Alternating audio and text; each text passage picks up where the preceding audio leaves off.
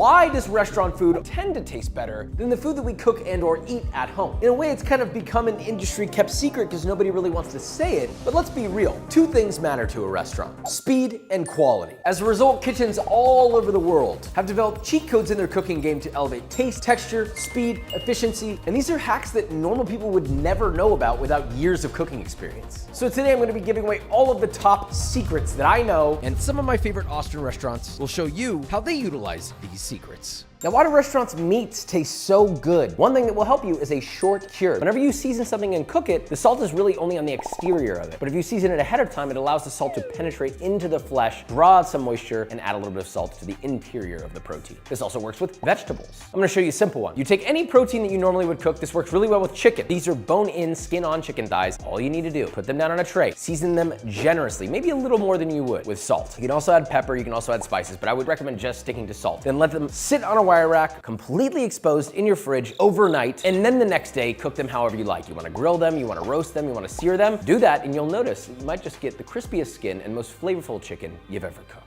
At Suerte, they cure 500 pounds of brisket with salt every week for their famous suadero tacos. Later in this video, we'll see another secret hack that they use to take it from cured to tender shredded meat. And then of course there are longer cures where you would then add curing agents like nitrites and nitrates to make bacon or smoked meats. That would require measuring because some of those curing agents can kill you.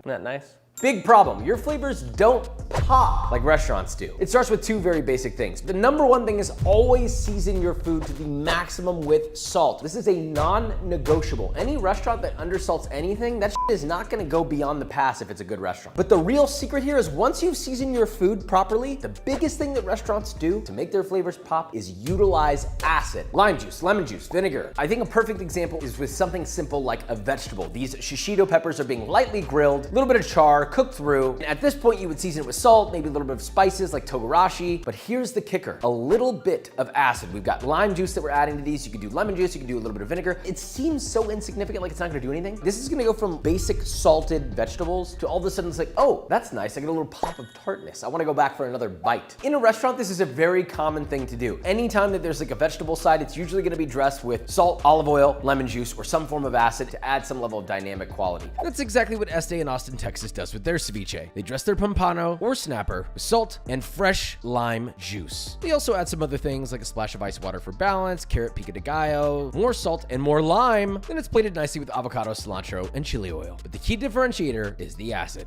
And at Emmer and Rye, they use lemon juice to balance the fat of their beef belly ragu and fermented tomato water, which has more of an acidic quality, to add to their take on a cacio e pepe. Haynes is gonna come in and taste test two of these, one with acid, one without acid. First one by far, right? Acidity goes well with like the subtle heat of the shishito. I feel like it makes the togarashi and salt come out more, amplifies everything. I'm telling you, this is what they do. Moving on. Techniques exist to make things happen. Back in the day, we would take real long processes to make great sauces. But nowadays, we have science, and we have hydrocolloids. It's a scary word, but I promise you it's not scary. It's literally just a nice magical powder, not the illegal kind. This is utilized through restaurants all over the world. A hydrocolloid can be many things. If it's an emulsifier, it will stay emulsified. If it's a thickener, it will stay thickened. But I just want to focus on one as an example, and that is xanthan gum, because anyone can buy it. Most grocery stores sell it, and you can get it on Amazon really easily. So maybe you don't want to add a lot of fat to a sauce, but you want it to be thicker or you want it to be emulsified, like let's say a hot sauce. We have my fermented Fresno hot sauce recipe. You can get that recipe, the link in the description. But if you just add a tiny little bit of xanthan gum when you're blending, it will never separate in the fridge. You will never have to shake it when you use it. It will always be emulsified and look nice with zero fat, 0 calories. And that's just one hydrocolloid. Do your research and look at the rest. Moving on.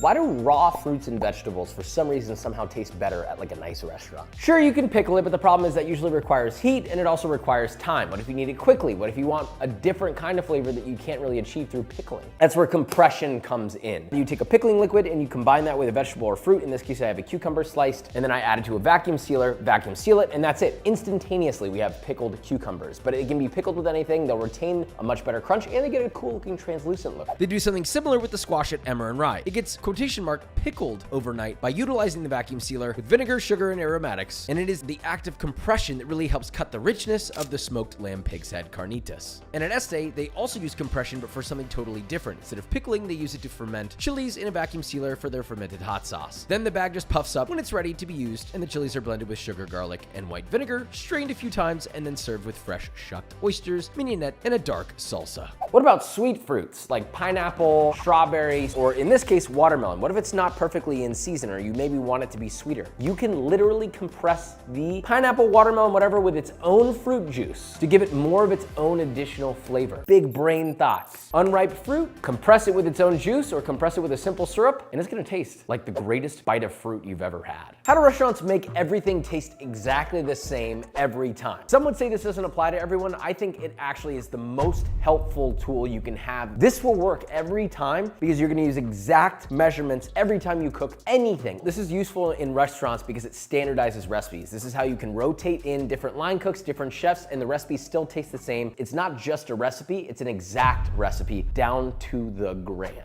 And at Emmer & Rye, that exactness comes in handy for their 72-hour fermented heirloom grain sourdough. They make 18 per day every weekend. Precision is key at Ramen Del Barrio too, though. All the salt flavor for their carnitas tonkotsu shoyu ramen comes from the carefully measured shoyu tare. It's so potent that they use exactly only 1 ounce, or 28 grams, of tare, along with lard and tonkotsu broth, which flavors the whole bowl of ramen perfectly every time. For example, in this edamame sauce, we have exactly 5 grams of Thai chili, 25 grams of garlic, 25 grams of shallots. That's all gonna go in a pan. We have a total of 100 grams of oil. We're just gonna add a tiny bit of that, cook the vegetables. Then we're gonna add 150 grams of edamame, 25 grams of mirin, 25 grams of vinegar, 50 grams of shiradashi, and let that cook down. While that's cooking, we're gonna put 70 grams of blistered jalapenos exactly in the blender. You don't want it to be too spicy, right? You put the same amount of jalapeno, it's gonna be exactly the same spicy. And then everything else goes in there, blend till smooth, and emulsify with the rest of your 100 grams of vegetable oil. You've used all the ingredients you measured out, and the product will be the same every time. You're making dinner for a group of friends and you decided, hey, I'm gonna cook 15 steaks or 15 chicken breasts, but you gotta cook them all perfectly. How are you gonna do that? How do restaurants do it? Sous vide. We all know this, we've all heard it, but I wanna clarify something. This also applies to things outside of steak and chicken breast. It also applies to vegetables. It applies to eggs. It applies to many things. And the best part is you can do this days in advance. So you get it to the perfect cook temperature and then all you have to do is take it out, put it in the fridge and sear it when you're ready to sear it. Emmer & Rye takes sous vide next level with their Texas Wagyu bavette steak that gets seared and then rested in a beef fat bath, utilizing a sous vide circulator at 52 Celsius or 125 Fahrenheit for about 20 minutes, keeping the beef moist, perfectly cooked, and ready to serve. Now at Ramen Del Barrio, they sous vide octopus for their grilled octopus taco. First it gets blanched to curl the tentacles, and then broken down before being sealed in an achiote marinade and sous vide for 5 hours at around 74 Celsius or 165 Fahrenheit. This ensures that after it's grilled, it's gonna be super tender and perfectly cooked every time.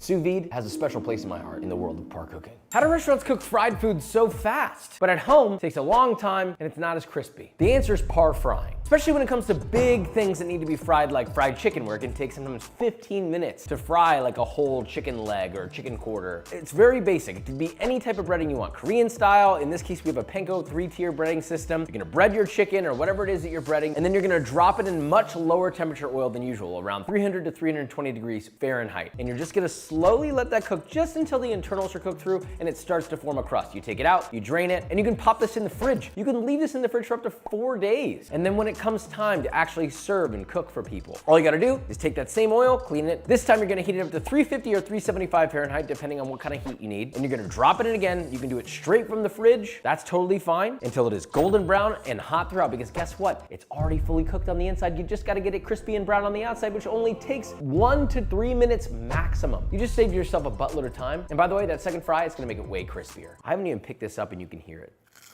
Bitch. How do you add intensity of flavor and an incredible texture to everything that you make without adding a lot of ingredients? There's an old school way that's still used today and it's called confit. Confit is a cooking technique. This applies to anything you can imagine. Alliums, like garlic and onion. High sinew meats, like beef cheek, short rib, duck legs, chicken thighs. Anything you can cook for a relatively long time or slowly is gonna benefit from a confit. And all it is submerging something in a large body of fat, like at low temperature, and cooking it slowly until it lightly caramelizes and cooks down. Remember I mentioned earlier we were gonna show how Suerte gets their suadero tacos from cured to super tender? Well, they use a confit method, which is slowly done in beef fat, and when it's time to plate, it gets seared and dropped onto a hand-pressed hot corn tortilla, cooked to order, topped with guac, onions, and cilantro. One of my favorite tacos in Austin. This can also be a method of par cooking, but you can literally just take something out of the confit and eat it right away as well. You can also chill it in the fridge and reheat it. Confit was created to preserve, but what they didn't realize was that they created something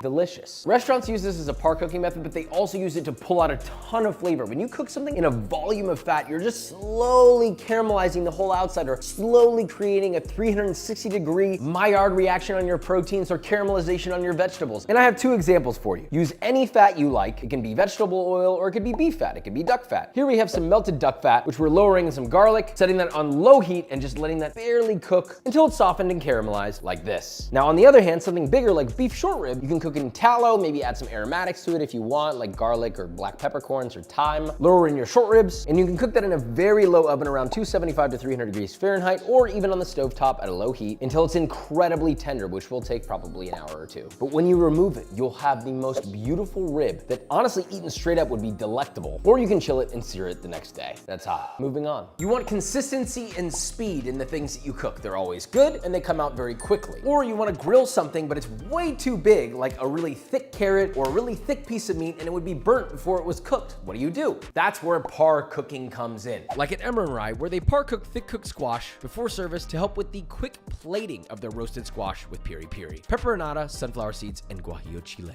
It's a two-step process. The first step is cooking it 80 to 90% of the way through with any method you want. That could be through roasting, any method of slow cooking. You can confit whatever it is, and you're not worried about getting any color on it. You're doing it low, and you're just getting the internal temperature cooked up to where you need it to be. So in the case of a carrot, you don't want it to be mushy, you want it to be just soft. And restaurants use this for the same two reasons. Quick pickup times, meaning that they can kiss it on a grill real fast, get some color on it, and it's done. And it keeps consistency of product. The product will always be cooked perfectly, not overcooked, not undercooked. And it's something that you could do at home very easily. Don't you want that? So we're confiting our carrots in a large vat of fat with different aromatics, and we let them confit for about 20 to 30 minutes, very low, just until softened, but with a little bit of bite. We then take them out, and then this is where the second stage comes in. Listen carefully. You can take that food and chill it and let it sit in the fridge for up to 3 days, and then whenever you're ready to actually serve it, then all you need to do is kiss it on a grill or in a hot pan or whatever you want, get some color on it, get it hot again, and it'll be perfectly cooked and perfectly seared. This might be the biggest and yet most obvious solve. So you never make a nice dish that takes a long time to cook, like a braise or a roast, because you're at the stove all day long while your guests are chatting and you're not with them. Or maybe you just don't want to spend any time cooking the day that you're eating. The evening before, the day before, 2 days before, if you have a braise or something that's getting slow cooked, this is the perfect item to cook all the way through. All restaurants do this. None of them have ever made this shit the day of, and if they have, somebody done fucked up. So for example, like my birria recipe, that's a great thing to make 3 days, 4 days in advance. All you do is the entire recipe all the way through up until the point that you're making the tacos, making the braising liquid, adding your chilies, rehydrating them, blending it, braising your beef until it's all the way completely tender, or even pre-shredding it if you like. Then all you have to do when the day comes that you're ready to eat is just heat everything back up in a pot, a pan, whatever, stuff your tacos, and serve. That is it. At Ramen Del Barrio, they'll tell you this same thing about the mole broth for their Sukumen dipping ramen, which has so many steps and ingredients, you really would have probably the worst day of your life if you made this for service, to be honest. And at Emmer and Rye, you know they're par cooking their huge Berkshire pork bellies in pork fat for a quick pickup during service. 90% of your time will really just be spent cleaning. The best part about that is all you really have to clean is a couple cooking utensils, a pot, and maybe a pan, because all the other utensils you used were used the day of cooking. The benefit is the day that you cook this, which needs to be a day or two before, you have the opportunity to dial all the flavors in. So everything can be cooked perfectly, the beef can be perfectly braised. If it needs a little longer, you can spend that time, and no one's gonna be waiting the day that you need to eat, including yourself. But it doesn't end here. These are just some of the highlights that I love. There are many, many, many more out there, and if you wanna see more of them, comment and let us know. But more specifically, subscribe. Goodbye, I love you.